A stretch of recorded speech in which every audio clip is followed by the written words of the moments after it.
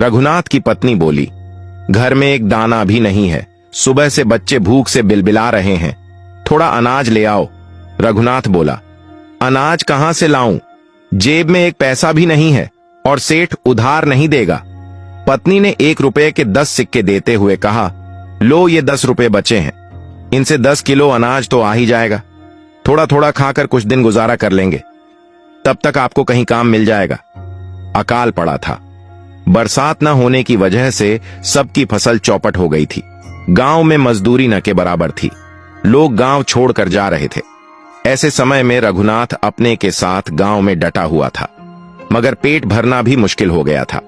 गांव में कुछ ही दुकानें थीं, अकाल की वजह से उनमें से आधी दुकानें तो बंद हो चुकी थीं। रघुनाथ 10 रुपये को छाती से लगाए एक सेठ की दुकान पर पहुंचा, फिर सेठ को 10 रुपये देते हुए बोला, 10 किलो चावल दे दो सेठ जी। सेठ ने पैसे हाथ में लेकर कहा, भाई इन पैसों से तो केवल 5 किलो चावल ही आएंगे। रघुनाथ बोला, सेठ अकाल का फायदा मत उठाओ, अकाल के कारण गरीब लोग मजबूर हैं, गांव छोड़कर जा रहे हैं, जब लोग ही नहीं रहेंगे तो दुकान कैसे चलाओगे। सेठ बोला, भाई अकाल के कारण ही धान महंगा हो गया है, मैं सही रेट लगा रहा हूं, मैं भी यही चाहता हूं कोई गांव छोड़कर ना जाए, मगर दुकानदारी तो करनी ही पड़ेगी, घाटा उठाकर तो सामान नहीं दे सकता। रघुनाथ विवश होकर बोला, ठीक है सेठ, 10 किलो चावल दे दो और बाकी के 10 रुपए लिख लो, ज्यों ही हाथ में पैसा आएगा मैं उधार चुका दूंगा। सेठ बोला, भाई मैं धंधे में उधार नहीं करता।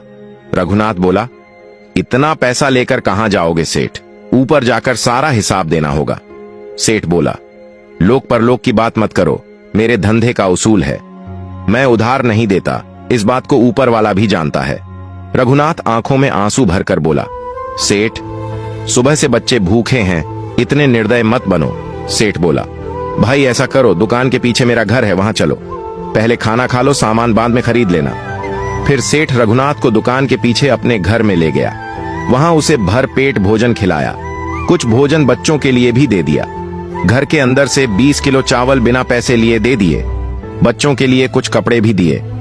फिर दुकान में आकर रघुनाथ के 10 रुपए के बदले 5 किलो धान तौल कर देते हुए कहा, भाई चावल 2 रुपए किलो है, इसलिए 10 रुपए के 5 किलो ही आएंगे, इसलिए वही दे रहा हूं।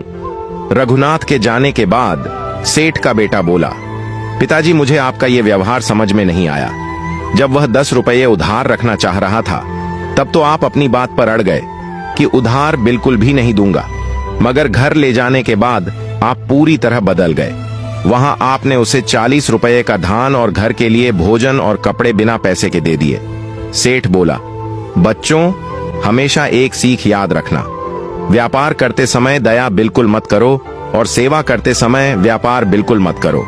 जो धंधे में दया दिखाने लग जाएगा उस दिन उसका धंधा चौपट हो जाएगा, और जो सेवा करते समय व्यापार करने लग जाएगा उस दिन उसका धर्म नष्ट हो जाएगा।